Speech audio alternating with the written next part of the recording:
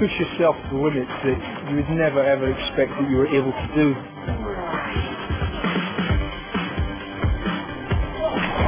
No good stuff.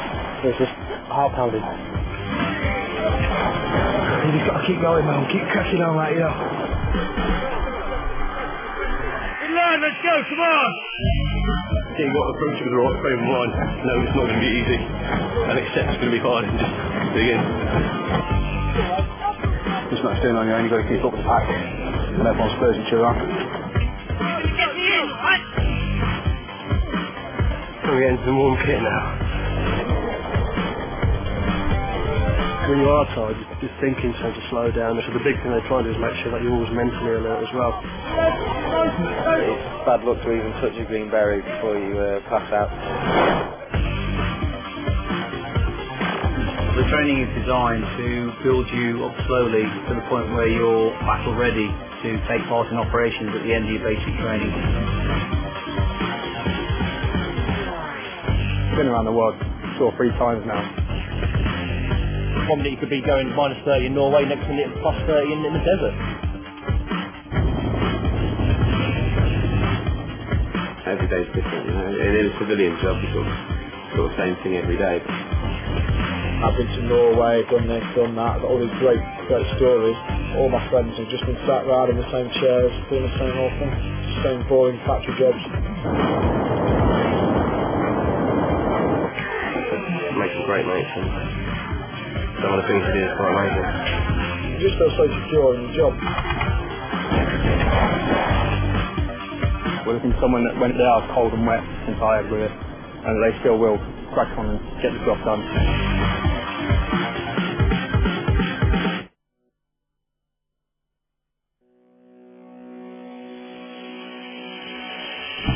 The Essential Royal Marines course is a 3-day course.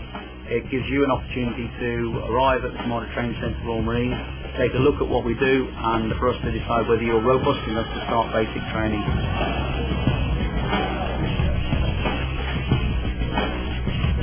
Foundation Centre is the first place where you'll come to, learning the basic military skills right from how to iron your kit and look after yourself to going out on your actual first field exercise. The whole culture shock, never done ironing, never done any washing, and that's when you start to miss your mum. It's good drills to start with. Once you get it squared away in here, once you're in the field, you find it so much easier to just look after yourself. If you can't do it in here, then when you're out in the field and you live it out, it's just a rucksack. It's just going to be an absolute nightmare for you. You've got your bergen, your webbing, your body armour, and that's just all your general clothes, even your socks are folded after. We also do a lot of map reading, first aid, basic soldiering skills. Well, just work out the distance, speed and time with contour lines and map reading. So hopefully when we get in the field, they don't get completely lost.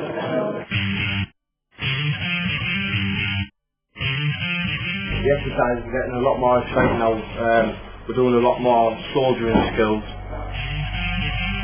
It's good when you actually start to feel yourself getting fitter, and when you actually start to realise that these goals and the commando sets are within your grasp.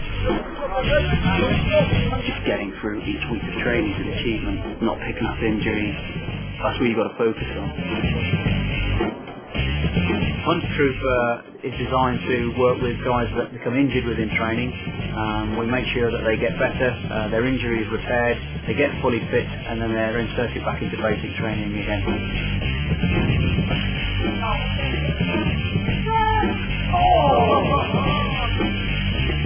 I just went flying, Superman sort of thing, creamed it.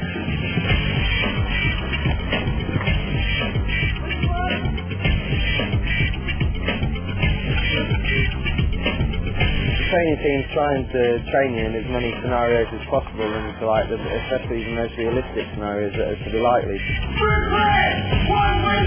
We have to have our own initiative, we have to think for ourselves, we have to display common sense and the fact that we can take charge of ourselves as well as each other. I really enjoy that. Get paid for it as well. Good work.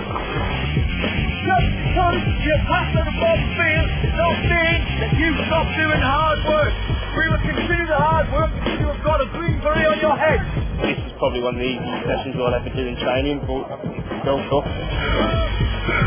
You're building up towards your commando test, 9 mile speed march, 1000 salt course, your endurance course, and then your 30 mile at the end. Probably one of the most important things to get you through training is like your friends, the relationship you develop with your training team. I've made a fair few of good mates, reliable mates that I can trust. One of the most vital things in training is just to have a good sense of humour and a bit of determination and courage about you, and then you'll get through it fine. Your pass-out day is definitely one of the best days of your life, and probably of your military career especially, because it's just a day when all your friends and family, they come down and they actually see what you've been doing. The biggest thing you remember is when you finish, and then you look back on it and you say to yourself, did I really do that? And at the end of the day, you know, that's what it's all about, getting a green beret.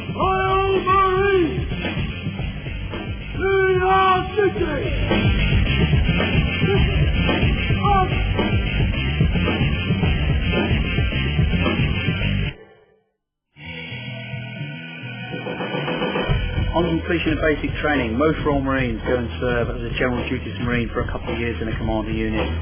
Initially, when you pass out training and you want to go overseas, then yes, you have to learn to adapt. It's not easy. You do miss your family, your friends. Obviously, doing training, you're 32 weeks, you know, you don't see them that often. So you sort of start evolving from being that little scroty civvy into being an elite commando. I've been to Norway twice. That's probably one of the hardest environments to actually train in. You're carrying burdens heavier than you would do normally because you need extra safety stores. I've been to Northern Ireland, 6 months in Northern Ireland. I preferred actually going out to Optelic, Iraq myself. You really realise that the training that you have had is spot on for actually doing it in war, fighting operations.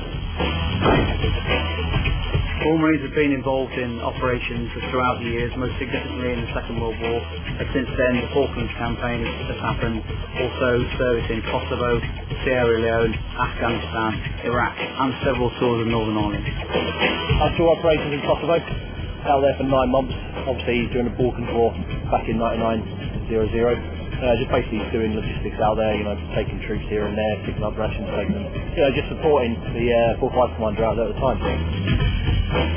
In Iraq, 2003, and out there during the conflict, saw a lot of time and action out there. 1 minute you could be, you know, driving a boat, next minute patrolling. Go from there, you could be digging a trench, doing sentry. You know, you're just constantly round the clock, working as a unit. You know, being attached to other units as well. You never know what's going to happen 1 minute to the next. You've got to take responsibility seriously as a corporal. You know, doing the command course, and now I'm a leader of men. So I'm looking forward to the next command course, so I'll probably look forward to doing in about 3-4 years' time. There is a lot of downtime, but the 3 months you do get of the year, you know, you're out enjoying yourself, doing all sorts of sport, courses to get promoted or whatever you can. Really. There's no boring stages at all. It's just sport, war, or leave. The outdoor training activities, you know, is phenomenal. And basically, if you can find a course, get on it. You know, kayaking to, you know, abseiling. You want to jump out on an airplane, you know, feel free.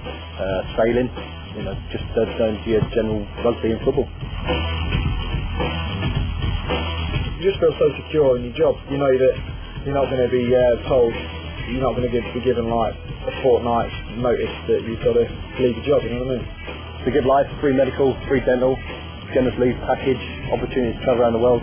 Career prospects, you know, it's all there for taking. It's like a family, really, you know. You can banter with each other, you know, you go through the highs, you go through the lows, at the end of the day, all you do is just take the mick out of one another. It's the best way, boom, that's humour.